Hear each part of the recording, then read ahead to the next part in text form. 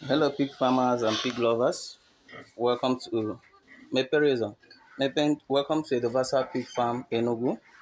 My name is Daniel Ezi, founder of Edovasal Pig Farm Enugu.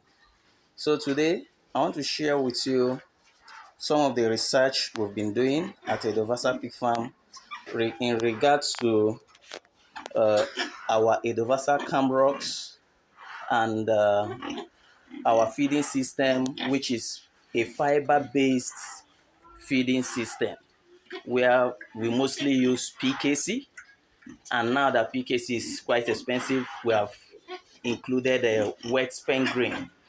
Okay, so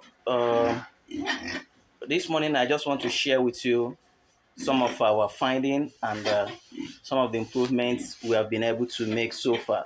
Okay, so if you look at these two pigs, uh, this one, this is the TN70 we got from Deji Farm at Oshobo. And this is our Camroc gilt. Okay. Now, these two, when this one came to our farm, she was weighing about 15 kg, while this one was weighing less. This one was in our farm, she was weighing less. Now, we put two of them on our feeding system, which is, like I said, Edovasal concentrate with PKC. And recently, we just added spent grain. But before the spent grain, we were able to find out that the TN70 that was bigger, weighing bigger than the Camroc, after some time, the Camroc have surpassed her, both in weight and body size. Okay? Now, another one is over here. This is another, some of you will remember when this guy was born. It should be about 4 months and few days now. Okay, so this is our Camroc again, the spotted type, the Camroc. And over there is a large white, pure large white. Now, we were also working with the two of them. The large white was also bigger than the Camroc. Do you understand?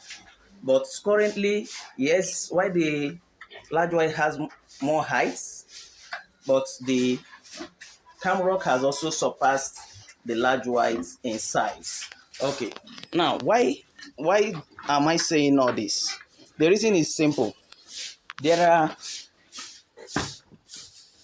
when we come to pig farming, there are different ways different breed of pigs respond to different feeding system, different feeding programs.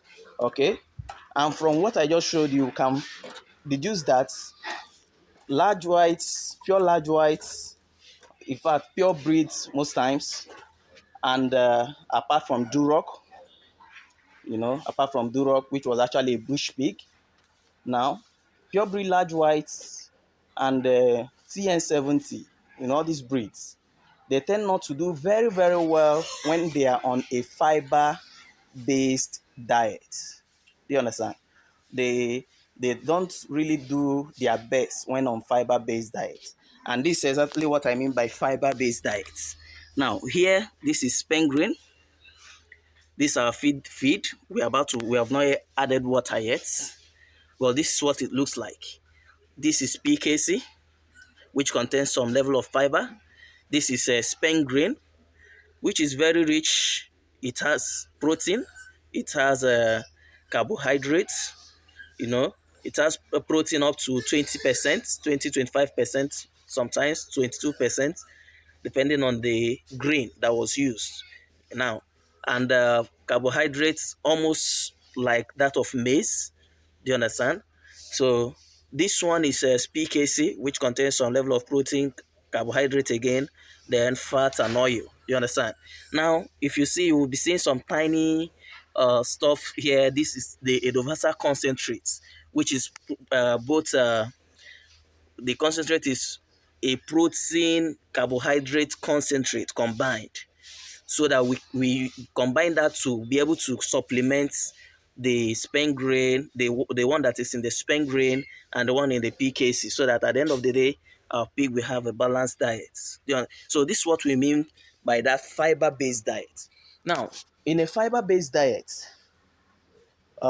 due to the high level of fiber, which is not really, most pigs don't find it difficult to digest. Do you understand? So that makes some breed of pig to react to fiber-based diet differently. Now, here at Edovasal Pig Farm, since we entered this business and decided to go into it full time as pure business, we knew that we had to find ways to cut down our feeding costs, our cost of production, to at least between 15 and 20,000 at most. Now, to achieve this, we need pigs that can convert this diet and still give us profits at the end of the day. And that's what led us to start working with our genetics on ground, fine-tuning it to be able to get these Camrocs, which are doing well on our fiber-based diets. Do you understand? Now, what gave us this inspiration was the Mexican pig breed, which is one of the oldest pig breeds still alive today. I think some people say the Mexican pig breed is up to 5,000 years old. Do you understand? It's one of the oldest domesticated pig people reared in the world. And this pig breed is found in China. Do you understand? Now, one good thing about the Mexican pig breed is that they have very large intestines, and that helps them to convert fiber-based diets faster than all the other pig breeds. You know, the Mexican pig can do very well on a fiber-based diet, and they are very prolific. They give birth to even up to 16 piglets at a time, 16, 20, 28. They are very prolific uh, animals. And another thing about them is that they tend to reach puberty very early. At 2.5 months, they already reached puberty. Do you understand? At 3 months, they have already reached puberty. So you can even start crossing them at 4 months old. Do you understand?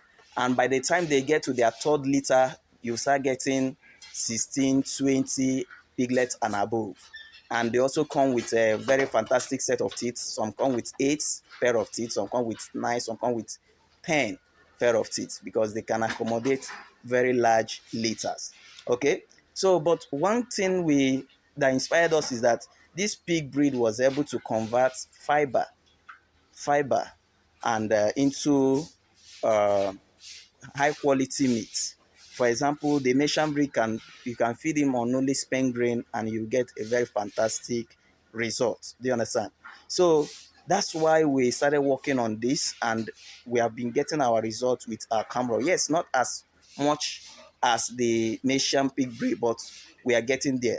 And maybe by the time we start traveling now, one of the things I really want to do is go to China and get the semen of a Mexican and use it to cross our Camroc. Those are futuristic goals. Okay, so that we can keep working on that, keep fine-tuning our breed to give us what we want. But currently, where we are now, we are at a point where we can feed our Camrocs with about 15 to 20,000 between birth and 6 months, 6 to 7 months, and then when we sell 1,000 naira per kg to our butcher if we are not killing ourselves. If we butcher ourselves, we sell 2,000 naira per kg to our customers. But when we are not butchering ourselves, we sell to the butchers at 1,000 naira per kg. Now, the lowest we have gotten from our pigs here is 50 kg at 6-7 months. That's the lowest. We have gotten as high as 60 and up to 70 from some of them, but the lowest is 50. Now, we are working with the lowest, and that's always what we work with. Now, when we minus our feeding cost, which is around that 15, and any other overhead cost, which brings it maybe to 20,000, we still make about 30,000 naira profits. Do you understand? So that is what we are not we are not competing with anybody. We are not here to raise a pig and show that our pig hit 100 kg in 6 months. And by the time we ask you how you fed them, we find out that you spent nearly 50 or over 50,000 naira or nearly 50,000 naira just to get your pig weighing 100 kg. Do you understand? So the bottom line here is we want to reduce costs so that we can mass produce pigs. Do you understand? We want to reduce costs and be able to produce thousands of pigs in a year, and that is our focus. So we don't have any political background. We don't have anywhere we get funds. We know how to manufacture. We know how to produce those feed, those expensive feed that can give your pig 100 kg in 6 months. We know how to do it. In fact, we have tested it and it was very, very expensive. We did it when we were still starting.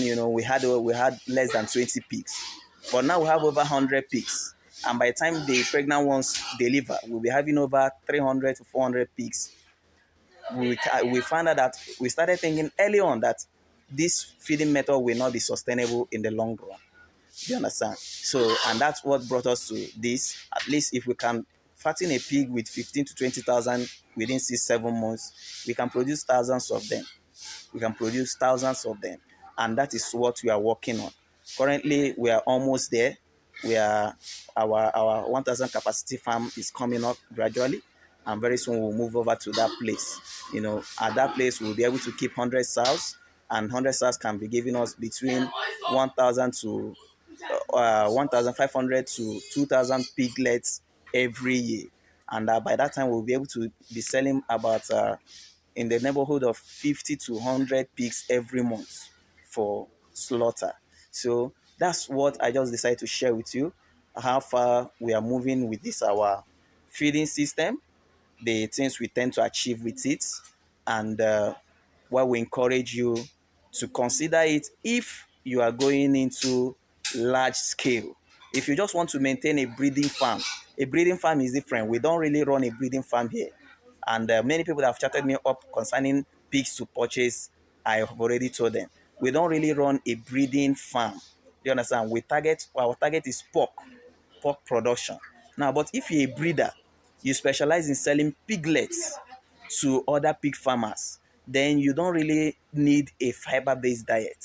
You really need a feed, though very expensive ones, but you need those feeding system that can help you to produce plumpy piglets, so that when you decide to sell one for 50,000 or 100,000, the buyers will not complain, because they are seeing they love what they are seeing. Do you understand? Now, if you're a breeder, expensive feed is what you should go for. Expensive feed that will give you very good results. So you get those plumpy piglets, plumpy growers, so that you can call your price and people can buy, farmers can buy from you. But if you are going into pork production, you really need to watch your bottom line. You really need to watch your inputs, because if you miscalculate, you will run at a loss. So till next time I come your way, keep farming right. Remember, if you need any of our products and services, inbox me. Some of the in the description you see our products and services there. If you need any of them, chat me up on WhatsApp. It's always easier. Some of you send message on Facebook. It takes me a long time to see. Some will drop message on YouTube. It takes me longer time. But when you drop message on WhatsApp, I get it immediately. So till next time I come your way, keep farming right and stay blessed.